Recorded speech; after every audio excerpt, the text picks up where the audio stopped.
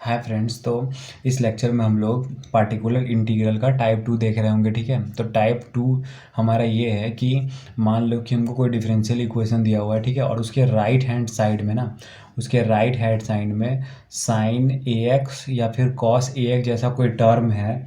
ठीक है, तो वो टर्म है ऐसा कुछ, तो फिर उसमें क्या अप्लाई करेंगे। ठीक है, तो पहले तो उसको इस फॉर्म में कन्वर्ट करो क्वेश्चन को। तो 1 upon function of D square sine A x. तो जब इस फॉर्म में कन्वर्ट करोगे ना, तो फिर आंसर हम लोग ऐसे लिखेंगे 1/f ऑफ डी की जगह पे ए पुट करेंगे, तो यहाँ पे क्या हो जाएगा, ए स्क्वायर हो जाएगा और एक एक्स्ट्रा माइनस लगा देंगे। ठीक है, तो और ये इंटू साइन ए एक्स हो जाएगा। ठीक है, सिमिलरली कॉस ए एक्स होगा तो ये सेम फंक्शन डी स्क्वायर होगा नीचे, और जो एक कॉफिशिएंट है ना एक्स का, उसको डी में पुट करेंगे, ए स्क्वायर हो जाएगा। ठीक है, और आगे एक एक्स्ट्रा माइनस लगा रहे होंगे। ठीक है, तो एक न्यूमेरिकल सॉल्व करते हैं जिससे पता चलेगा कि इसको कैसे अप्लाई करते हैं और इसे कैसे सॉल्यूशन निकालते हैं। ठीक है, तो ये एक न्यूमेरिकल करते हैं हम लोग। तो solve D square minus 5d plus 6 into Y equal to sine 3x। ठीक है, ये हमारा क्वेश्चन हो गया। अब क्या करते हैं, इसमें पहले ऑक्सिलरी इक्वेशन निकालते हैं, इसका स्टेप बाय स्टेप करते हैं। ऑक्सिलरी इक्वेशन, ठीक है, तो ऑक्सिलरी इक्वेशन के लिए क्या होता है, RHS हम लोगों को इक्वल टू 0 करना होता है। तो D square minus 5d plus 6y into Y, और RHS 0 कर दिया ऑक्सिलरी इक्वेशन लिखने के लिए, तो इस इक्वेशन को इक्वल टू 0 लिख देंगे, minus 5d plus 6 equal to 0। ठीक है, ये इक्वेशन इक्वल टू 0 हो गया। अब इसका रूट फाइंड आउट करेंगे, तो इसका रूट कैल्सी में डालने के बाद हमको आएगा 2,3। अब विदाउट कैल्सी भी सॉल्व कर सकते हो इसका एलसीएम लेके। ठीक है, कैल्सी से भी आपका 2 और 3 आ जाएगा रूट, तो इसका अब CF लिखेंगे। ये हमारा रियल रूट है और नॉन रिपीटिंग है, तो इसका CF हो जाएगा directly y equal to C1 e की power 2x plus C2 e की पावर 3x। ठीक है,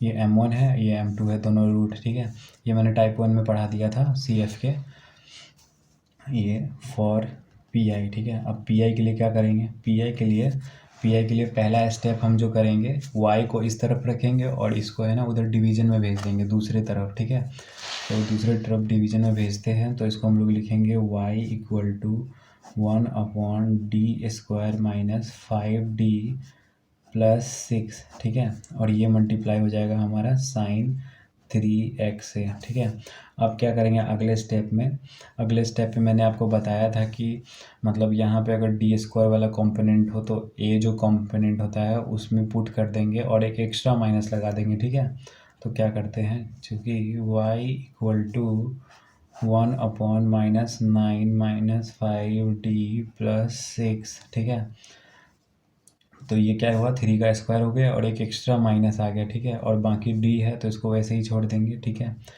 उसके बाद यहाँ लिख देंगे साइन 3x। ठीक है, अब इसको कैलकुलेट करते हैं, कैलकुलेट करने के बाद देखते हैं क्या आता है। तो ये -5d और -9 और प्लस 6 हो जाएगा -3, तो इक्वल टू 1/-5d -3। ठीक है, ये हो जाएगा साइन 3x। ठीक है, अब क्या करते हैं ना, अब देखो यहाँ पे डी स्क्वायर चाहिए। ठीक है, यहाँ पे डी स्क्वायर तो है ही नहीं, तो हमको डी स्क्वायर चाहिए। अब डी स्क्वायर यहाँ पे लाने के लिए क्या करते हैं ना, इसमें हम लोग रेशनलाइजेशन वाला फार्मूला लगा देते हैं। तो रेशनलाइजेशन के लिए क्या करते हैं, यहाँ पे निगेटिव होता है, पॉजिटिव यहाँ वैल्यू करके दोनों ऊपर नीचे उससे मल्टीप्लाई कर देते हैं। तो 5d plus 3 upon -5d plus 3। ठीक है, रेशनलाइजेशन कर दिए। अब रेशनलाइजेशन करने के बाद इंटू साइन 3x लिख देंगे, तो ये क्या हो जाएगा, ये a माइनस बी। ठीक है, और ये a प्लस बी। ठीक है, ये क्या होता है, a square minus B square होता है, तो इसको हम लोग लिख सकते हैं -5d का होल स्क्वायर माइनस 3 का स्क्वायर, और टॉप पे क्या आ जाएगा हमारा -5d प्लस 3। ठीक है, इंटू साइन 3x। ठीक है, ये हो गया हमारा। अब इसमें हमारा स्क्वायर आ गया, इसमें भी स्क्वायर आ गया। अब इसको आगे कैलकुलेट करते हैं।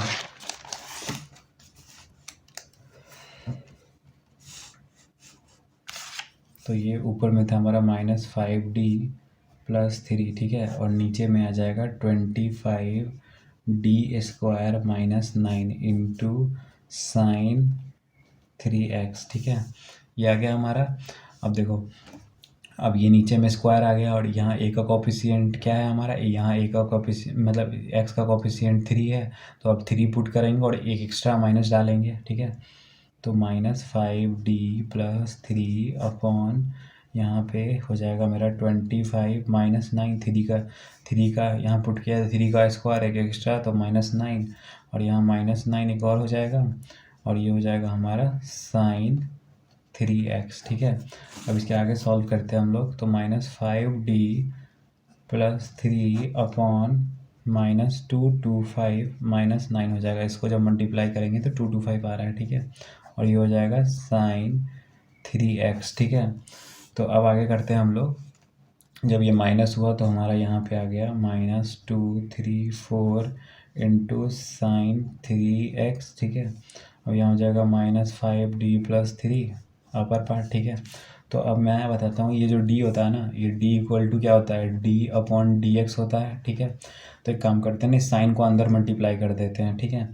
तो साइन को जब अंदर मल्टीप्लाई करेंगे तो पहले तो -1 2 3 4 ये इधर के लिख लेते हैं, और इसको जब इसके अंदर मल्टीप्लाई करेंगे तो हमारा आएगा -5 d को d/dx लिख दो, d/dx साइन 3x, और ये हो जाएगा +3 साइन 3x, ठीक है। ये हो गया हमारा।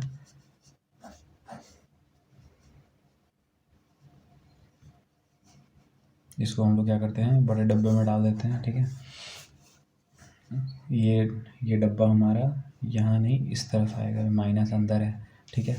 तो अब क्या होगा, अब इसको हम लोग डिफ्रेंशिएट करेंगे, ठीक है। डिफ्रेंशिएट करने के बाद क्या होगा, साइन का डिफ्रेंशिएशन कॉस हो जाएगा। तो मैं लिखता हूँ अगला स्टेप, 2 3 4, और ये हो जाएगा मेरा -5, और साइन का डिफ्रेंशिएशन हो जाएगा cos 3x, और ये जो फंक्शन के अंदर जब डिफ्रेंशिएशन करेंगे तो 3 मल्टीप्लाई हो जाएगा, और x का हो जाएगा 1, तो इंटू 3 हो गया, और +3 साइन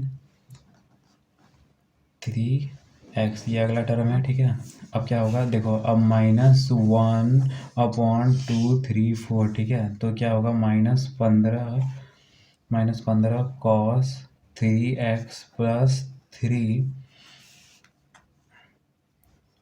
3x + 3 साइन 3x, ये हो गया। इसको जब मल्टीप्लाई किया तो 15 आया इधर, तो इसको हम लोग अब और सिंप्लीफाई करेंगे तो ये 15/234, ठीक है, और ये हमारा आएगा cos 3x, इसको बाहर कर दिया मल्टीप्लाई, ठीक है, और -3/234 साइन 3x आएगा हमारा, और ये हो जाएगा इक्वल टू PI, ठीक है। हमारा ये PI का वैल्यू आ गया, इसमें कोई डी वाला टर्म नहीं है, डिफ्रेंशिएशन वाला, तो ये हमारा PI का सॉल्यूशन आ गया, ठीक है। अब क्या करेंगे, अब इसका सॉल्यूशन लिखने के लिए GS general solution equal to complementary function plus particular integral, ठीक है। तो अब ये हमारा PI है, और हम लोग जो इससे पहले CF निकाले थे उसका वैल्यू था ये, ठीक है। तो अब इन दोनों को ऐड करेंगे, ठीक है। तो ऐड करके मैं दिखा रहा हूँ आपको CF और PI को कि क्या आएगा वैल्यू। तो हो गया CF हो गया हमारा, मतलब सॉरी, GS हो गया हमारा CF प्लस ये है, ठीक है। तो हमारा CF क्या था, हमारा CF था C1 e⁻√ एक आया था 2 और एक आया था 3, तो ये हो जाएगा C1 + C2 3x, ठीक है। ये आ गया CF, और PI अभी हम लोग ने जस्ट फाइंड किया था, तो ये हो जाएगा +15/234, ठीक है, 1/234, और ये cos 3x -3/234 into sine 3x, ठीक है। ये इसके साथ मल्टीप्लाई में है, तो ये हमारा जनरल सॉल्यूशन आ गया, यही हमारा आंसर है, ठीक है। ये हम लोग दूसरा क्वेश्चन लेंगे, ठीक है। तो सॉल्व d³ y/dx³, ठीक है, -2 single differentiation +4y = 3x² -5x + 2, ठीक है।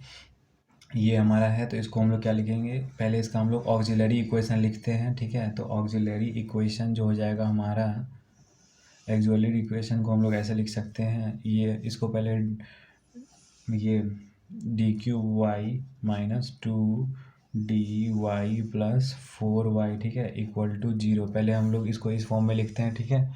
इस फॉर्म में लिखने के बाद हम लोग इसको लिख सकते हैं d³ -2d + 4, ठीक है। इसके बाद ये हो जाएगा हमारा = 0, ठीक है। अब इसका हम लोग को रूट लिखना है, तो d = इसका रूट आ जाएगा -2, 1 + आयोटा, 1 - आयोटा, ठीक है। तो इसका जो रूट है वो मैंने टाइप इसके, जब भी मैं CF के टाइप बता रहा था तो इसका मैं रूट भी बता रहा था कि इसका अगर क्यूबिक है तो इसका रूट कैसे निकालते हैं, ठीक है। तो अभी मैं उसको बता के टाइम वेस्ट नहीं करूँगा, तो ये हमारा डायरेक्ट मैंने रूट कैलकुलेटेड लिख दिया है, ठीक है। तो हमारा CF जो होगा वो होगा y = C1e⁻²x, ठीक है, क्योंकि पहला हमारा नॉन रिपीटिंग है, ठीक है, और नॉन रिपीटिंग है और ये पहला हमारा रियल है, ठीक है।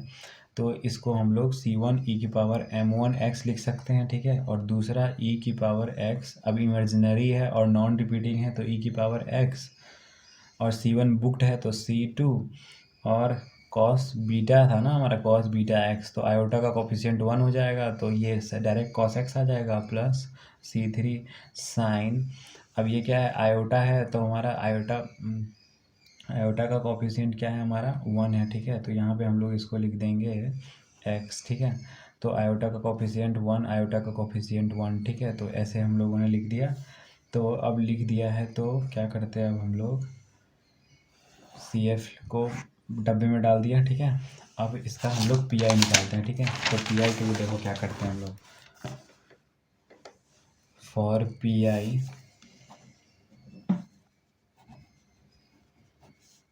y = 1/d³ -2d + 4, ठीक है।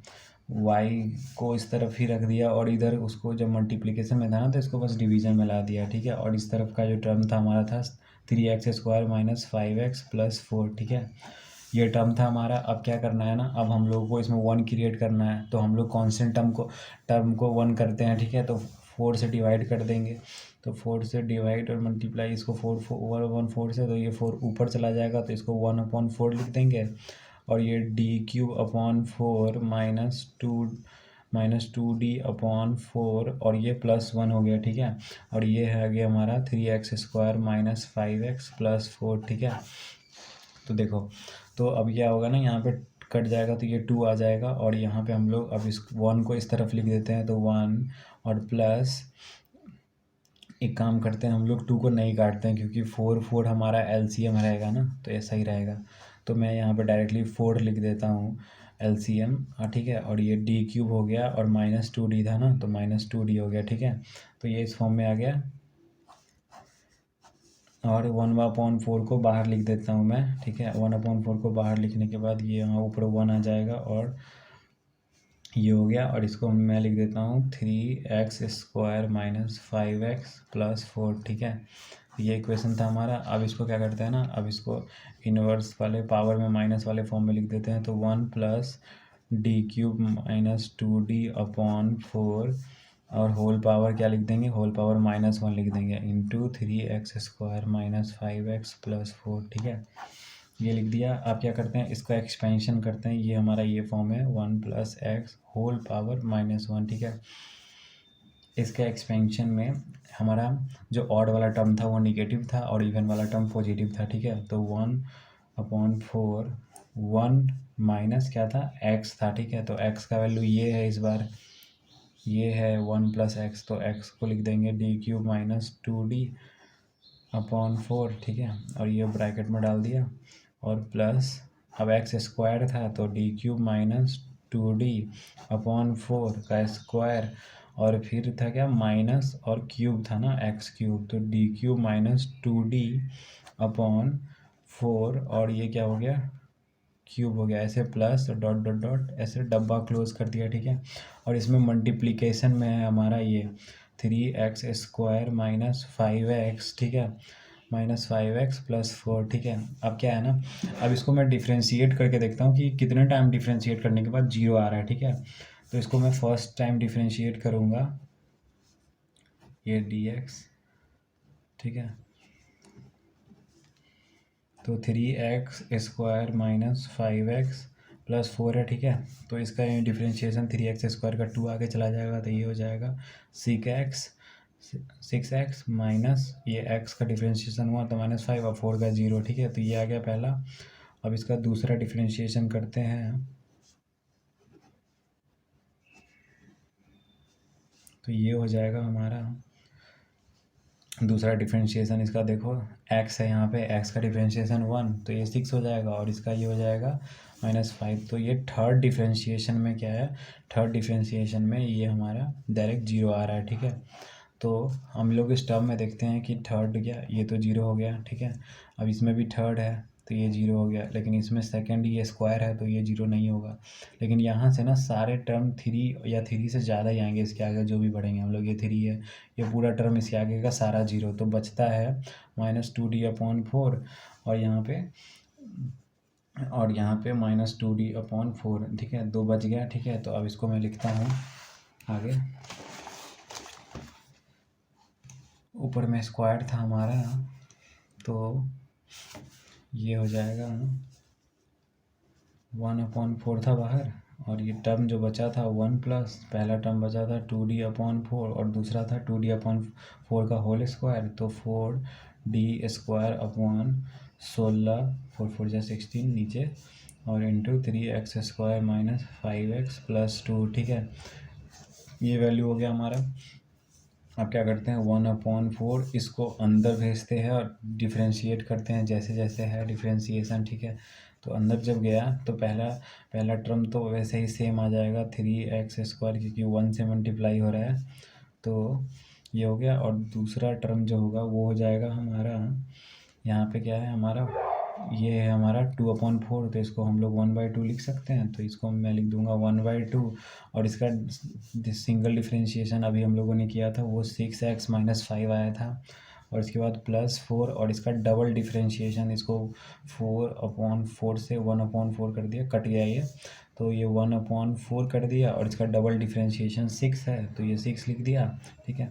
और ये 2 से कट रहा है तो ये 3 आ जाएगा और ये 2 आ जाएगा, ठीक है। अब मैं फाइनली इसका मतलब अब मैं क्या करता हूँ ना, इसको नॉर्मली फॉर्म में लिखता हूँ पहले 1/4, और क्या होगा ये हमारा हो जाएगा वैल्यू। अब क्या है ना कि इसका अगर नेक्स्ट वैल्यू क्या लिख सकते हैं, 3x², ठीक है, -5x + 2, ये मल्टीप्लाई हुआ अंदर तो ये क्या हो गया 3 बन गया, ठीक है। तो +3x और ये अंदर मल्टीप्लाई हुआ तो -5/2 प्लस ये 3/2 आ गया, ठीक है। अब ये आ गया। अब क्या होगा ना कि अब ना इसको जब हम लोग सब्ट्रैक्ट करेंगे, पूरा वैल्यू कैलकुलेट करके दिखाता हूँ मैं, तो ये जब सब्ट्रैक्ट होगा ना तो ये -2/2 आ जाएगा जो कि आएगा -1, तो 1/4 3x² -5x + 2 + 3x, और यहाँ पे -1 आ गया, ठीक है। और -1 आया तो ये -5x है + 3x है तो ये -2x हो जाएगा, तो 1/4 3x² -2x + 1, ठीक है, ये हो गया हमारा। अब ये हमारा PI आ गया, ठीक है। तो ये हो गया हमारा PI। अब इसके लिए क्या जनरल सॉल्यूशन लिख देंगे हम लोग, जनरल सॉल्यूशन, ठीक है। जनरल सॉल्यूशन क्या होता है हमारा, CF + PI होता है, ठीक है। तो CF हम लोगों ने स्टार्टिंग में निकाल लिया था, जो कि हमारा CF था C1 e⁻, पहला रूट -2 था तो लिख दिया, और आगे का जो रूट था हमारा वो था e⁻x, मतलब 3/2 कॉमन रूट था, मतलब आयोटा का कॉमन लिखते हैं बीटा, और +C3 sin x, और बीटा 1 था तो x हो गया, और प्लस अभी PI हम लोगों ने फाइंड आउट किया है तो 1/4 3x² माइनस 2x प्लस 1। तो ये क्या आ गया हमारा, ये हमारा जनरल सॉल्यूशन और आ गया, तो ये हमारा आंसर हो गया। ठीक है।